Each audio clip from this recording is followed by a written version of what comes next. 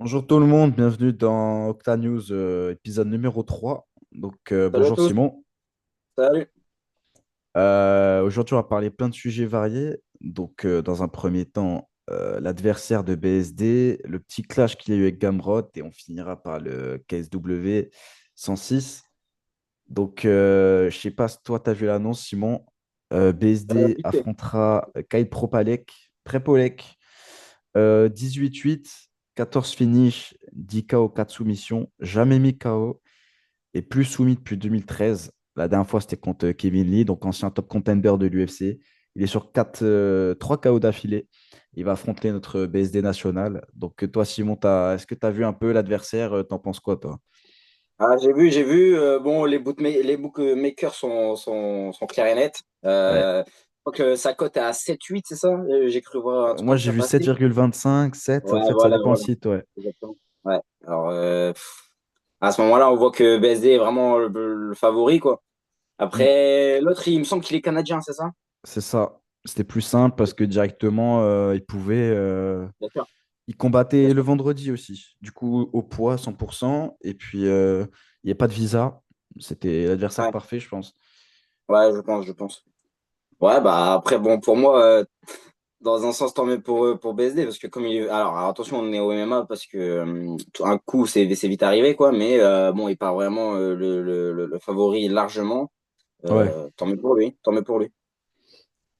Bon, faut savoir que son adversaire, il a déjà été à l'UFC. Il a fait un premier run, zéro victoire, deux défaites. D'ailleurs, ce qui est intéressant, et j'ai vu l'info nulle part, c'est que une de ses deux défaites à l'UFC, c'était contre Nordin Taleb, un vétéran UFC français.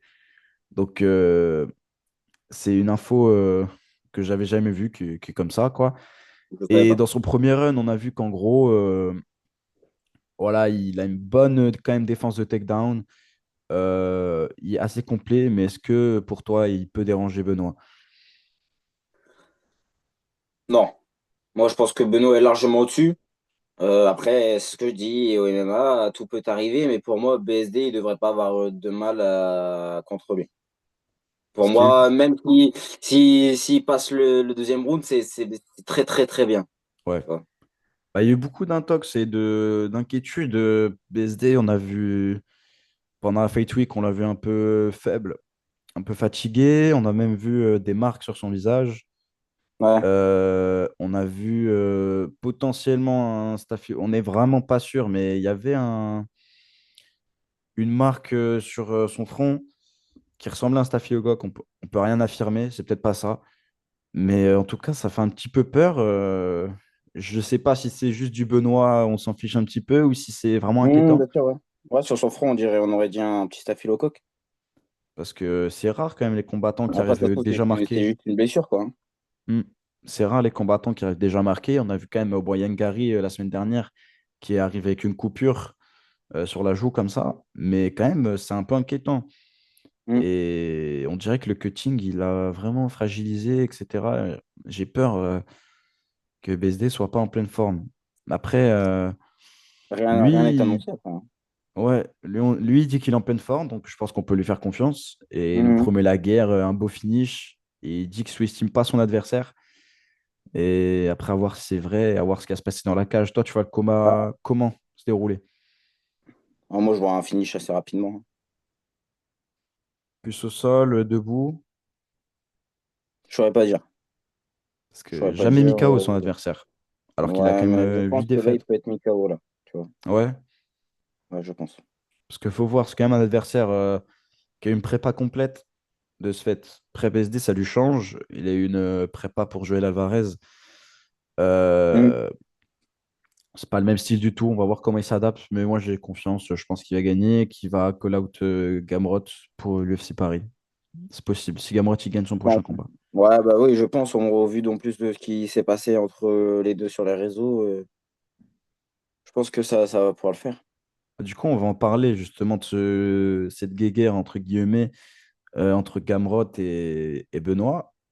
Ça a commencé avec Gamrot qui a dit que Benoît avait refusé le combat, chose qui a été Mm. démentie par Benoît qui dit en gros, si on m'avait proposé un mec aussi bien classé, j'aurais pas refusé. Bah oui. Et ouais. Toi, tu avais réagi, je crois, Simon, sur Instagram. Ouais, bien sûr. Toi, Bah, tu penses. moi, j'ai directement soutenu BSD, hein. Pour Hmm. moi, Ah, surtout que, en fait, on a été éclairci qu'en en réalité, c'était plus. BSD n'avait pas dit non, mais Gamrot voulait combattre dans 1 ou 2 semaines à l'Apex, chose qui n'est pas intéressante pour Benoît, qui a déjà fait toute sa prépa, qui avait commencé son cutting potentiellement, on ne sait pas vraiment, ouais. euh, qui s'était préparé pour Montréal. C'est un autre fuseau horaire avec l'Apex. Donc, choix intelligent, je pense, pour Benoît, même Ouais. si ça aurait pu être intéressant pour lui. Mais est-ce que ce combat, Bah, finalement, il serait. je pense que Gamrot n'a pas été proposé, tout simplement, ou que dans tous les cas, s'il a été proposé, ça peut être un refus de Benoît, tu vois. Bah, le manager, la Je team, pense tout que ça, bah, je pense. logiquement, bien évidemment, il y aurait Gamrot dans l'histoire. Benoît, il aurait dit oui à 100%. Ouais, pour le FC Canada, je pense. Ouais, Parce que bah, le truc, c'est qu'il n'avait pas été au poids et l'UFC, il déteste les catchweight. Et je pense pas qu'il aurait été au poids, donc il serait arrivé plus lourd que Benoît déjà. En sachant que c'est un lutteur, Gamrot, ça aurait été un désavantage. Benoît, il n'aurait mm, pas refusé, je pense, hein, mais ça l'aurait grandement fragilisé, quoi. En sachant que Gamrot, il y a déjà un combat de prévu contre Klein, il me semble. C'est un prospect hors du top 15. C'est en juin. Donc, est-ce que une victoire à Paris pourrait. Moi, j'ai un petit problème avec mes caméras. Ouais. Excusez-moi. Pas une victoire à Paris, mais est-ce que justement une victoire des deux pourrait nous faire un combat à l'UFC Paris, un super Moi, je pense fight? qu'on pourra les retrouver en septembre, les Ouais. deux. Après, on connaît Benoît qui veut être actif. Est-ce que s'il fait un finish rapide, il va pas vouloir recombattre entre là et l'UFC Paris en sachant qu'il veut se remettre bien, quoi, dans le ranking et tout, il veut valider sa place, montrer à l'UFC qu'il est toujours là. Ah, moi, je pense que Benoît, là, il va faire un combat pareil, où il va revenir dans la course, tu sais. Je pense qu'il va pas prendre trop de dégâts et qu'il pourra justement recombattre en septembre. Ouais, j'espère. En tout Moi cas, aussi. ouais, faut pas qu'il se fasse ouvrir parce qu'on voit qu'il Ouais, a c'est encore ça. En fait, les. faut pas qu'il y ait de blessure. On voit les S'il n'y a séquelles pas de qu'il a blessure, gardées c'est quand sûr, on le même. revoit en septembre. Les séquelles qu'il a gardées contre Moïcano, c'est pas joli à voir. Et puis moi, j'ai fait un stage juste après ce combat-là. Et juste après, j'étais peut-être à 2, 3 mois après. Alors, il était encore marqué de ouf, hein. Mm. Et Le toi, visage tout tuméfié, tout ça. dans ton stage que tu as fait avec BSD, c'était quoi le. Genre, est-ce que tu vois bien BSD en tant que coach plus tard? En vrai, de vrai, ça peut le faire de fou. Ouais. Ouais, une bonne petite pédagogie. En plus, ça fait pas des lustres qu'il est dans les MMA, mais une bonne petite pédagogie, une bonne approche, à l'écoute. Non, je pense que ça pourrait le faire. Bah, pour fermer la parenthèse sur Benoît, on espère une victoire de Benoît À fond. expéditive à l'UFC 315. Euh, et on espère malgré nous que Gamrot va gagner pour qu'on puisse voir les deux s'affronter et voir Benoît monter dans les classements en septembre à Ouais, ça Paris, serait ouf. Ça qu'il serait puisse se ouf. rattraper du dernier FC Paris surtout. Je pense qu'il a marqué. Et on va voir ça. On va parler du KSW 106 maintenant. Toi, je sais pas si tu as un peu suivi, Simon. Pas trop, pas trop.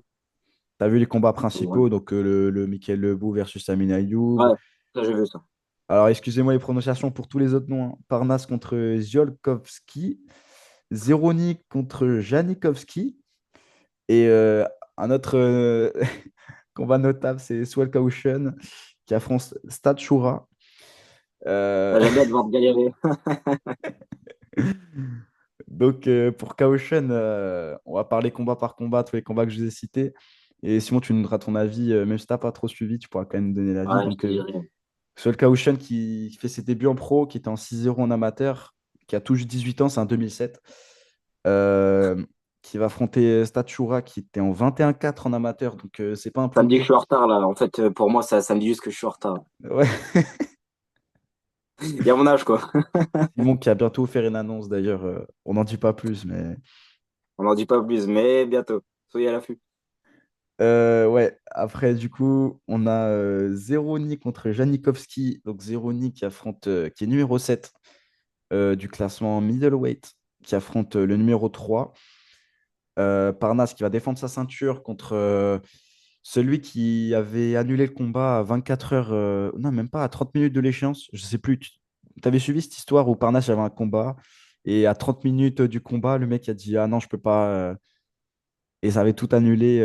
Non, t'avais pas suivi. Il y a combien de temps, ça? C'était il y a un an, je crois. Ah ouais, non. Et du coup, les deux ils vont s'affronter. Les deux, ils se détestent. Donc, ça va être super intéressant. Et Ah moi, ouais. mon combat préféré de la carte, c'est Michael Lebou contre Amin Ayoub en catchweight à 72 kilos, je crois. Et ça va être super intéressant. C'est Michael Lebou, l'expérience, le contrôle contre Amin Ayoub, Amin Ayoub, un peu la fougue, Mhm. euh, la vitesse, flex dans les points et tout. Toi, Simon, tu connais les deux combattants. Tu penses qu'il va se dérouler comment le combat? Comment? Est-ce qu'on peut déjà prévoir un combat? Ah, c'est compliqué, mais toi, tu le Euh, vois comment? pour pour moi, déjà, le bout, il gagne. Déjà, pour moi. Ouais, Ouais, pour moi, il gagne. Alors, est-ce que ça sera une décision? Est-ce que ça sera un KO? Est-ce que ça sera. Je sais pas. ouais. Mais déjà, je mets directement gagnant le bout. Ah, le book qui avait annoncé sur cette chaîne qui souhaitait vraiment finir le combat, qu'il avait toutes les armes. Moi, Mhm. pour moi, Michael Lebou va gagner. Par quoi, je sais pas. Je sais pas s'il va vraiment finir le combat. C'est compliqué. Amin Ayoub, c'est quand même un très bon combattant. J'enterre pas Amin Ayoub, bien évidemment, il peut gagner. Il n'y a aucun souci là-dessus, il peut gagner. Mais je vois Michael plus d'expérience, plus complet dans tous les domaines du MMA. Et ouais, potentiellement l'emporter. Il faut voir, les deux, ils ont l'air d'avoir une bonne préparation. J'ai hâte de voir ce combat en sachant que c'est un combat à enjeu. Les deux vont vouloir tout donner en sachant que le gagnant prend 40K, le perdant prend 10K. Ah Donc, ouais, ouais, c'est un 80-20, presque all-in. Donc, en gros, le perdant, il rembourse son manager, ses coachs et c'est tout. c'est ça. Donc, il Il combat rentre chez pour lui. rien. Il rentre chez lui. Hein, c'est ça. Donc, pour Amin Ayoub, on peut imaginer s'il bat Michael Lebou, Il repart potentiellement. avec 10K. Amin Ayoub, s'il bat Michael Levou, on peut imaginer Amin Ayoub qui potentiellement combat à l'UFC Paris. C'est une possibilité. Et on voit Lebou s'il gagne, parce que Amin Ayoub a déjà des contacts avec l'UFC. Et Lebou, s'il Mhm. gagne, bah déjà, il repart avec 40K, ce qui est bien en fin de carrière à choper 40K, même si bon, il n'est pas non plus à la fin. Enfin, ça Mais dépend pour surtout, quelle fin de carrière, tu me diras. oui, mais bon, c'est déjà très bien 40K quand même pour un combat. Ah, Et puis, ça lui permettrait de montrer qu'il est encore là, parce que pour moi, il est encore là. On voit déjà qu'il a battu Romain Debienne, qui est quand même un très bon combattant, tu vois. Il a mhm. combattu dans une maîtrise quasiment totale, en fait. Je sais pas si tu as Complètement. regardé le combat, Ouais, je l'ai pas vu en live, mais tu avais vu le replay. ouais, voilà. Voilà, donc j'ai hâte de voir cet affrontement. Le KSW, ça commence à 19 h, il me semble. 20h30 sur RMC, il me semble.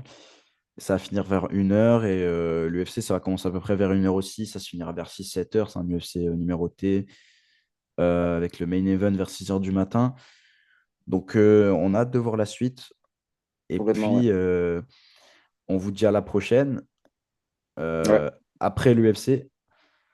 Et puis, n'hésitez pas à dire votre avis dans les commentaires, à partager le contenu, à liker le contenu et à vous abonner pour à suivre les fond. prochains épisodes. Et puis, nous, on se dit au revoir. À la prochaine. Allez, salut. Allez, ciao.